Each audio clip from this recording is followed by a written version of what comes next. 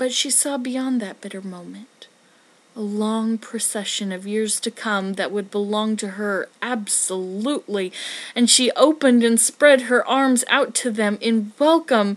There would be no one to live for during these coming years. She would live for herself. There would be no powerful will bending hers in that blind persistence in which men and women believe they have a right to impose a private will upon a fellow creature. A kind intention or a cruel intention made the act seem no less a crime as she looked upon it in that brief moment of illumination. And yet she had loved him. Sometimes. Often she had not. What did it matter? What could love, the unsolved mystery, count for in face of this possession of self-assertion which she suddenly recognized as the strongest impulse of her being? Free! Body and soul free! She kept whispering. Josephine was kneeling before the closed door with her lips to the keyhole, imploring for admission. "Louise, open the door! I beg, open the door! You will make yourself ill. What are you doing, Louise?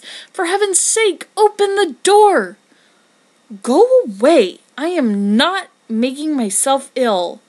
No, she was drinking in a very elixir of life through that open window. Her fancy was running riot along those days ahead of her, spring days and summer days and all sorts of days that would be her own. She breathed a quick prayer that life might be long. It was only yesterday she had thought with a shudder that life might be long. She arose at length and opened the door to her sister's importunities. There was a feverish triumph in her eyes, and she carried herself unwittingly like a goddess of victory.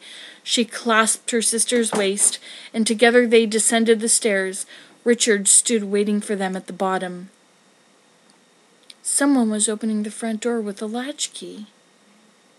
It was Bentley Mallard who entered, a little travel-stained, composedly carrying his gripsack and umbrella.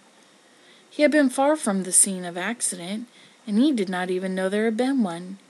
He stood amazed at Josephine's piercing cry, at Richard's quick motion to screen him from the view of his wife.